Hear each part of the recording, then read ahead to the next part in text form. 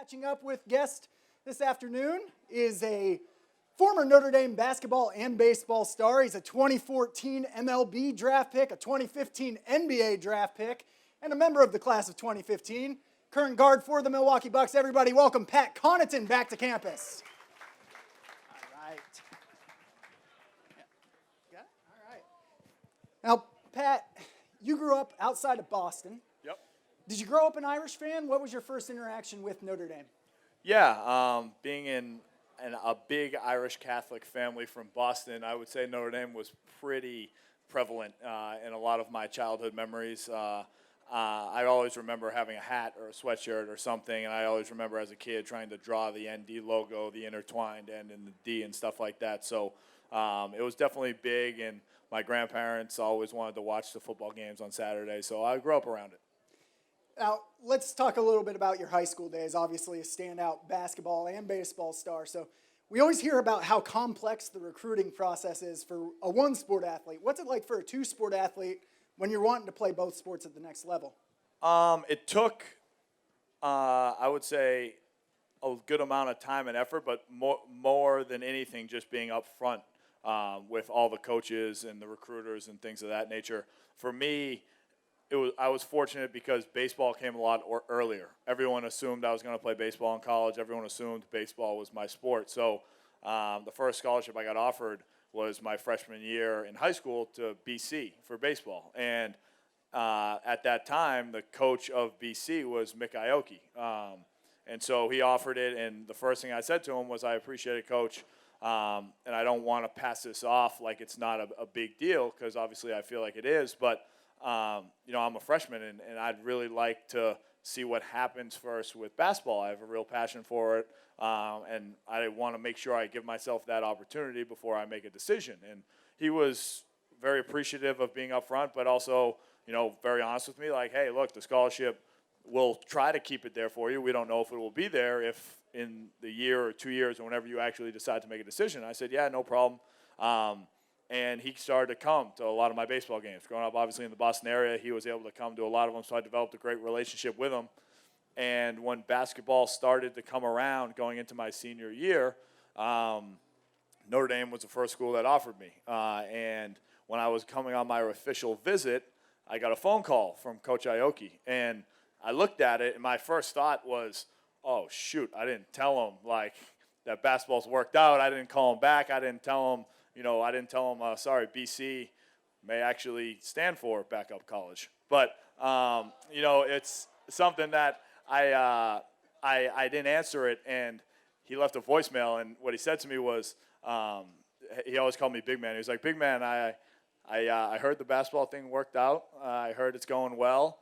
I don't know if you heard, but I took the job at Notre Dame in July, which was like 3 weeks earlier, or a month earlier.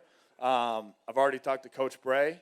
I'll see you out here on Saturday, and we're going to make this two-sport thing work if you want to. And so it was a blessing in disguise. That's great. Now, your setup with basketball and baseball here was you would play fall ball, basketball season starts, you would focus on basketball, and then as soon as the season's over, switch back to baseball. How much cross-training did you do? Did you throw during the season at all? Did you play basketball during baseball season? What was that like? So the busiest time of my college career was actually in the fall, which is ironic because it was the only time I wasn't in a season. Basketball, obviously winter, baseball, obviously spring. But it was because there was fall baseball, and obviously basketball training was pretty intense because we were leading up to the season. So for me, the fall, I would go from 6 a.m. lifts with basketball to class obviously all day, to open gym at 3:30 for basketball, to baseball practice at 5:30 into a game that we had at 7 o'clock, and then do it all over again. So fall was actually the busiest time for me, but as the seasons came along, the beginning of basketball was always all basketball. And then after winter break, when January, February came along as baseball was starting, I'd try to be mature about it and pick my spots as to when I could start to get in a little bit of baseball shape. My strength coaches here, Tony Rolinski, was phenomenal. He had some baseball background, so the lifts that I did during the basketball season were tailored towards my arm and making sure that I was getting ready for baseball season, flexibility-wise and core and things of that nature. And then it was just about finding the time. And the baseball coaches, Coach Aoki, Coach Rostano, who's still here, did a phenomenal job of opening up their schedule to help me. So I remember my freshman year, we played Marquette on CBS. We won. It was a big upset. It was a 2:30 in the afternoon game on Saturday, and I was at baseball practice that night at 6 p.m. getting my arm loose because we didn't have anything for basketball that day. We had an off day the next day, so I knew anything I did for baseball that day after the game wouldn't affect anything for basketball in the days to come. We'll come back to baseball in a minute. Let's chat about basketball here. Your sophomore year, you guys play Louisville in a January game over at the Jack. Louisville is on a good run this season. A game goes 5 overtimes. You play 56 minutes in it. What do you remember about that upset loss we were just talking about before now? Yeah, upset loss for Louisville, win Right. for us. That was one of the craziest games I've ever been a part of. You know, the amount of storylines that came out of that game, the fact that it started at 9 p.m., it was college game day. It just happened to be college game day for us that day, so we had to obviously go to the college game day show in the morning. It was a 9 p.m. start. I don't think I got back to my dorm room until 1 o'clock, and it's not because I went out. It's because that's when the game ended. And it was just an incredible game. And I think there are so many things. One of my best friends, Jaron Grant, he didn't have a made field goal until a minute left when he made 12 straight points and sent it into overtime. Then he fouled out.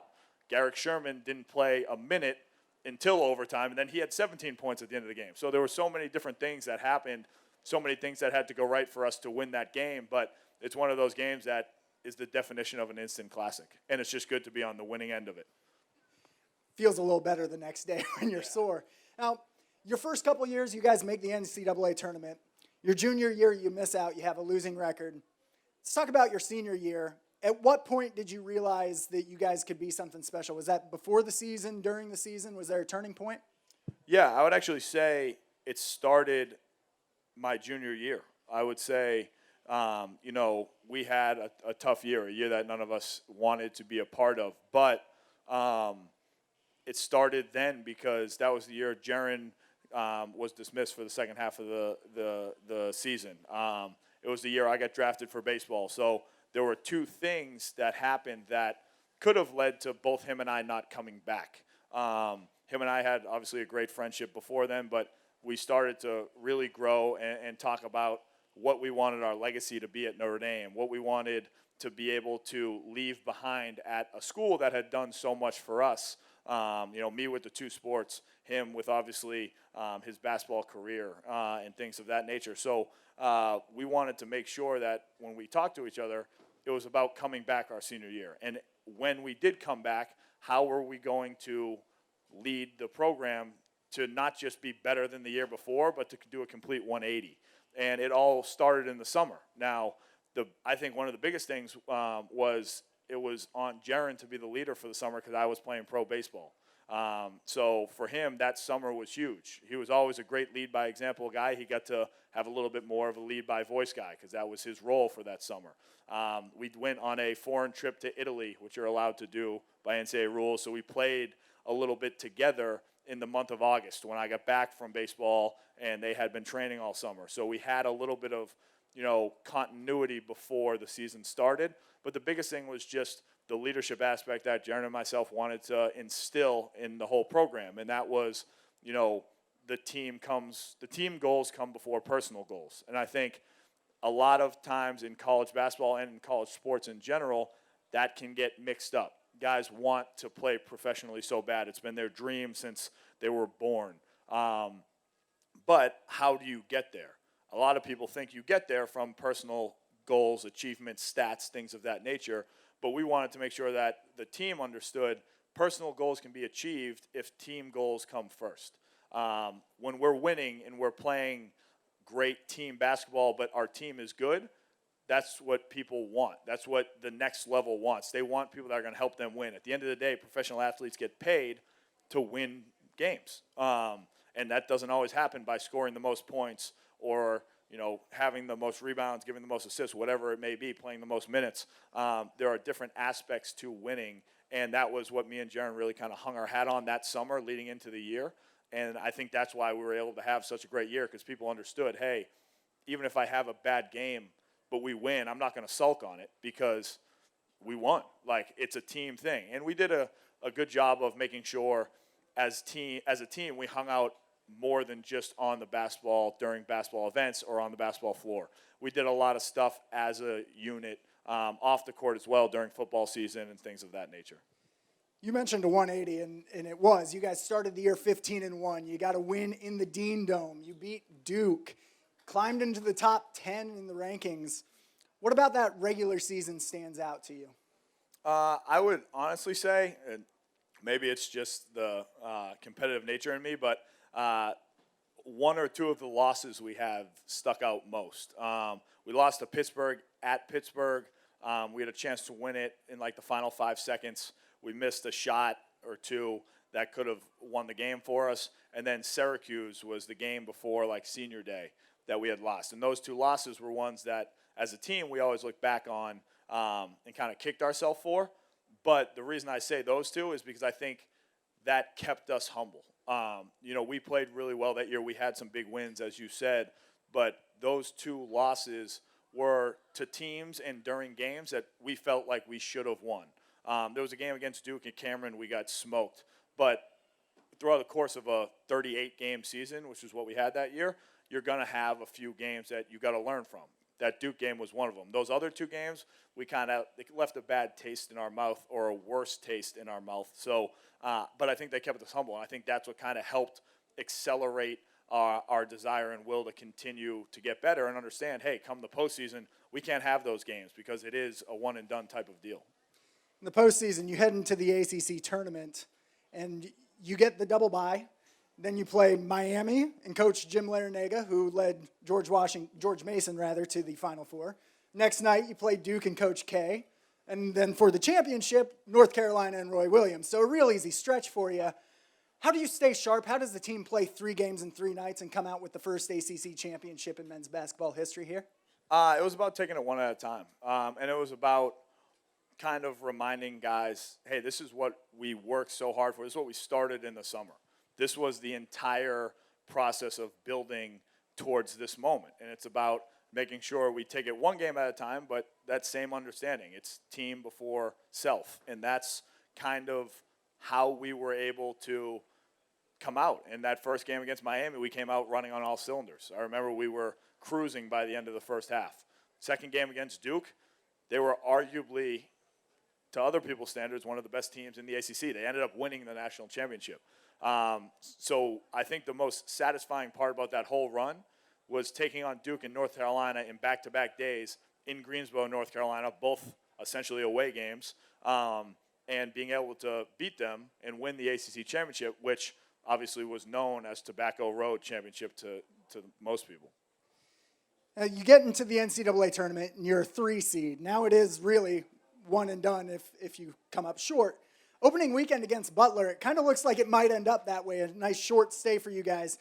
We have a clip here, tie game, 2 seconds left. Let's go ahead and take a look at one of my favorite plays from your Notre Dame career. Jones has the ball. Jones throws it into Dunham, turnaround, shot blocked by the captain. Pat Connaughton backs it into the stands, and we go to overtime. Jones has the ball. Jones throws it into Dunham, turnaround, shot blocked by the captain. Pat Connaughton backs it into the stands, and we go to overtime. Now, in that situation, it's a tie game as you hear. You foul, you make contact with him, they're shooting 3 free throws, and the game's probably over. What would Coach Bray have said to you if you made contact there in the corner? He wouldn't have said anything. He wouldn't have spoke to me. It's pretty simple. That's an easy one. Of course, you get that win. You beat Wichita State in the Sweet 16. And then you've come up against Kentucky. And what people might not remember is Kentucky's undefeated that year. Guys like Karl Anthony Towns, Willie Cauley-Stein, Devin Booker, the Harrison twins. First regional final in 36 years for Notre Dame. What was the build-up for this game like inside your locker room? I'd rather talk about the block because we won that game. This game brings back bad memories. It was incredible. I mean, that's the game, obviously, unfortunately, as a 2015 group, we look back on and we kind of kick ourselves over.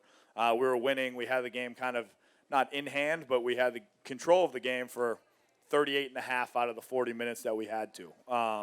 We ended up losing by 2 points on, a tough ending. But I think for us, going into that game, no one really gave us a chance. They were Goliath, if you will. They were undefeated. They were unanimously the number one ranked team. And quite frankly, there was argument that they were one of the best college basketball teams of all time. They ended up with like 7, 8 NBA players, and like 4 or 5 of them are arguable all-stars. So I think for us, it was that same type of mentality. It's about representing Notre Dame and the university the way that we had all year. And that was about putting, obviously, like I've said a few times, team before self, but more than anything, leaving it all out on the floor. And that's kind of what our mantra was all year. That's kind of what we tried to do, and that's definitely what we tried to accomplish that game. Unfortunately, we fell up short, but, the thing we always talked about was, thank gosh we took care of business in the ACC Championship, because at least we had something to look back on. And more than anything, it went back to the beginning of our conversation with Jaron and myself, what type of legacy we were going to lead. We wanted to make sure we left something that the remainder of players on that team could take with them into the coming seasons. And, they did a great job. They went on to the Elite Eight the next year. They have had a great team for multiple years for all the guys that we played with. So we kind of did what we wanted to do, and that was put Notre Dame basketball back on the map. We all appreciated that run, too. It might not leave a good taste in your mouth, but let's shift back now. At this point in your career, you've been drafted in the 4th round by the Baltimore Orioles. You finish your senior season on the basketball court. Baltimore fan out there. Now, you get drafted in the 2nd round by Brooklyn, traded immediately to Portland. At what point had you decided that you were going to go with basketball instead of baseball, and what role did those draft picks have to play in that decision? The draft picks didn't really have much to play in it, like where I got drafted, that is. For me, it went back to the same thing that happened in high school when I had the conversation with Coach Aoki. I didn't want to burn a bridge before I saw it through. I had a lot of people, obviously the majority of people besides those closest to me, always tell me what they thought I was going to be best at, never necessarily asking me what I wanted to be my best self at. So for me, I didn't want to forego seeing what I could do in basketball with all the hard work and all the things that I had put in up to that point before I saw it through. And I mean, Notre Dame's a pretty good school, I would say. So they taught me, how to look at things from a business sense. And when I looked at it, I kind of took the 2 sports and I looked at them both, and I thought to myself, well, if things don't go right, if things don't go the way I want them to, what's a contingency plan? What's the sport that I could potentially come back to if need be? And when I looked at basketball and I looked at baseball, the youth, the athleticism, the things that you need in basketball, they can deteriorate quicker than baseball. You also tend to find out where you stand in basketball a little bit earlier than you do in baseball. There's a G League or a D League, but there's not. You don't often go to it necessarily. You play a few games here or there, but you're on the NBA team. In baseball, you got to go through the minors 2, 3, 4 years. So when I tried to look at it as level-headed and unbiased and businesslike as I could, I kept coming back to the same thing, and that was, hey, if I'm going to give basketball a shot, I got to give it a shot first before I go back to or play baseball. And I've been giving it a shot ever since, and that's kind of where I've stood. 3 years with Portland. Last offseason, you signed in Milwaukee. Why Milwaukee? I kind of tried to look at everything. Options that I had. I wouldn't say I was the Karl Anthony Towns of the free agency that year. So for me, it was about taking the few or handful of teams that were interested in looking at them. But B, it was about looking at fit. I mean, when I looked at schools for college, my second choice was UCLA. Obviously, BC being home was a little bit in the mix. Vanderbilt, Florida, Miami, all these different schools. But I wanted to go to a school that embodied everything that I was about. The same thing when it came to free agency, except obviously more in a more specified sense, was where is a team that I can fit in, that I can play my game, that I can be a part of, and has a culture that I also believe in. And Milwaukee hit on all cylinders. I mean, from the ownership down, they're a phenomenal organization. You know, the owners have done a great job. They took it over 5 years ago, and they've been turning it around ever since. They've invested a lot of time, effort, money into the Milwaukee Bucks, both within the city of Milwaukee and on the outskirts as a team. And then, you know, the management, the GM, John Horst, he's done a phenomenal job of putting a team together, putting a coaching staff together that fits the style of play that they want. And then just the guys on the team have all been great guys. You know what I mean? Sometimes that gets lost in translation in the NBA. Sometimes guys are in it for the wrong reasons, if you will. But everyone on my team, and also on Portland, but on my team, has done a phenomenal job of being in it to win. They want to win. They want to be the best that they can be to help represent the Milwaukee Bucks and that organization the best that they can. So that's kind of what it boiled down to. And then it was just a matter of making sure, you know, I took advantage of the opportunity when given. All right, we want to save some time for questions, but we do have one more clip that we have to see. You mentioned that you went with basketball first because you could always come back to baseball. This is the first pitch. It's going to be a problem. It is the first pitch. Now, Pat got to throw out the first pitch at a Milwaukee Bucks game, or Milwaukee Brewers game earlier this year, rather. Let's go ahead and take a look at this. But we got to talk about this first pitch, Pat. Break it down for me. Just a little excitement, you know what I mean? I would maybe not the proper warm-up, maybe not the proper adjustment thrown off a mound. It's been a little while. Let's just say I would have brushed back a few right-handed batters. No, but it's okay because you were a catcher, right? Like, you didn't have to. No, what happened was one of my best friends I grew up with, I imagined that he was in the box, and I tried to hit him, and no one was there to catch it. All right, final question for you before we ask for some questions from the audience here. You do a lot of work off the court. You have a foundation called the With Us Foundation. A lot of people around here might know you a little bit more with that work that you do with Jaron here every year, though, right on the other side of the bookstore here. Tell us a little bit about that and why you started doing it. Yeah, it goes back to, you know, the legacy that Jaron and myself wanted to leave here.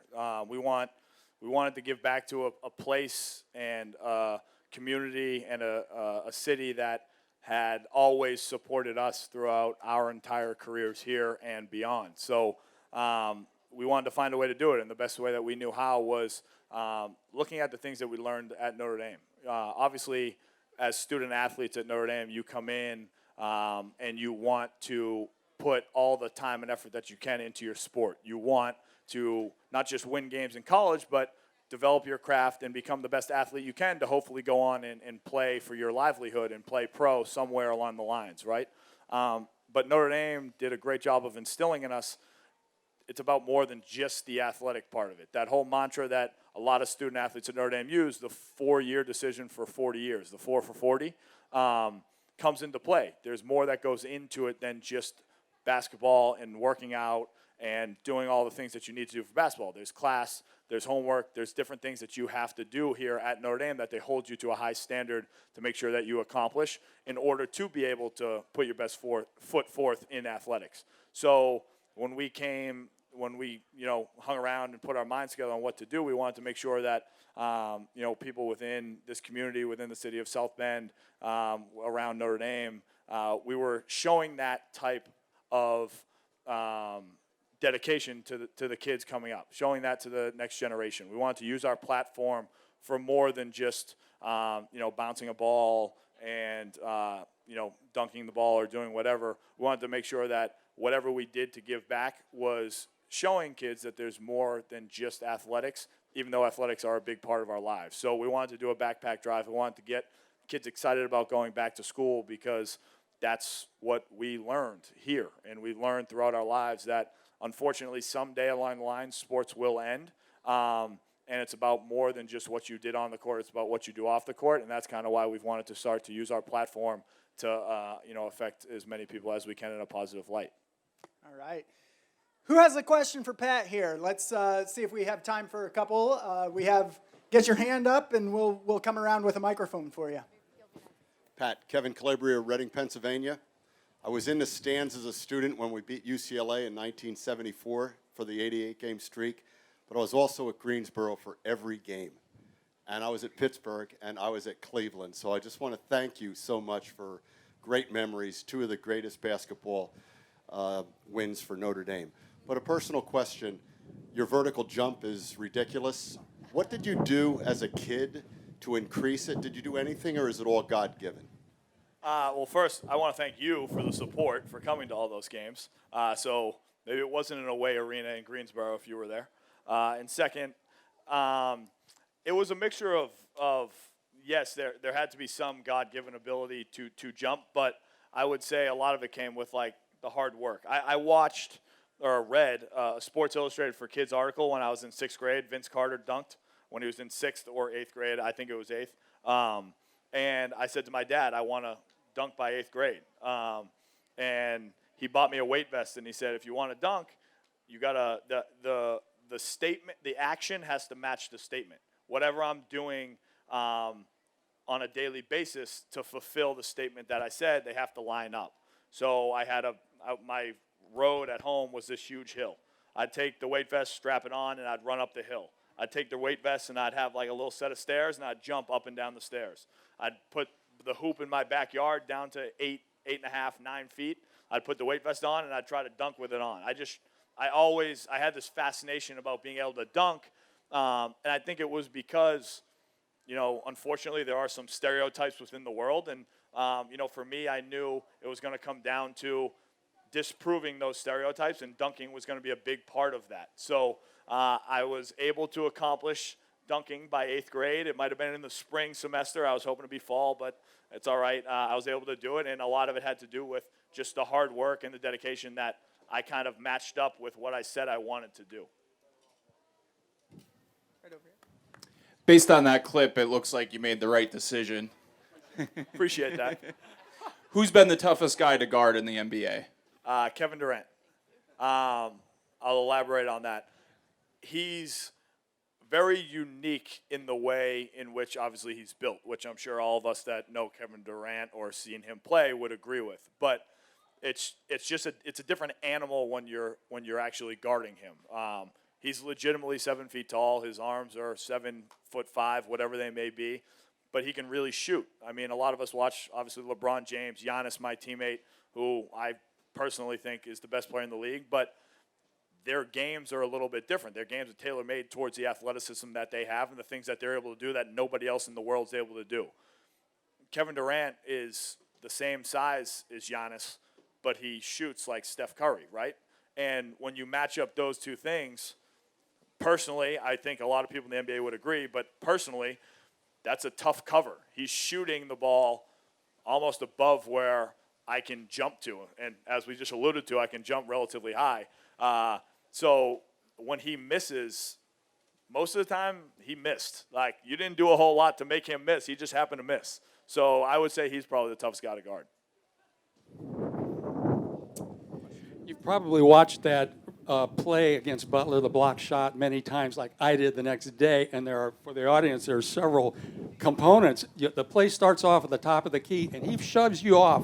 And he then arcs around, and you cut the diagonal. And while you're both in the air, after you block his shot, he raises his leg, either on purpose or accidentally, and you hurdled his leg and missed it. And then the landing was the most spectacular because you came down about this far from a cheerleader, and the look on her face was unbelievable. And then you walk back on the stride on the course with the game face, and you get a chest bump from Demetrius Jackson. That was great. Appreciate it. Yeah, so I would say what you pointed out at the beginning, which is impressive you noticed. I obviously am fortunate not many people notice. I actually messed up at the beginning. Jaron and myself were switching the whole time. And the push-off, he created space, which wasn't supposed to happen. The whole reason we were switching was so he couldn't create space. So it was one of those moments where we were like, uh-oh, like, he's got space. He's a phenomenal shooter. So the only thing in my head was I can't let him get a shot off. All I could see was one shining moment at the end of the Final Four with him daggering a shot in our face, Butler beating Notre Dame, Indiana upset the whole 9 yards. So I was on full recovery mode. Those uphill sprints with the weight vest on came in big at that moment in time.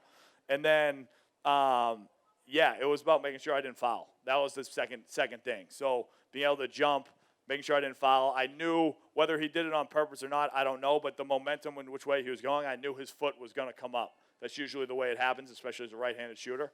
So it was just finding a way to jump, get the ball, and avoid the foot. And then, not wipe out a few cheerleaders on the way and make sure I didn't run into the stands and hurt myself for overtime. But the look on the way back was because of, if you recall, the reason we were in that position is we had just gotten a turnover, and then we turned it over immediately with a travel. And there was a little bit of adversity that struck between a few teammates yelling at each other right then and there. And we wanted, me and Jaron took one, I took the other, and we kind of bit that one as quickly as we could to make sure that we were all in good standing before that play. And that's kind of why my face was like that, because once that play happened, I knew we had a second chance. I knew the teammates in which that went through the adversity had second life and belief and things of that nature, so it was a little bit of everything involved in it. All right, Pat, thank you so much for the time. Everybody, give it up for Pat Connaughton.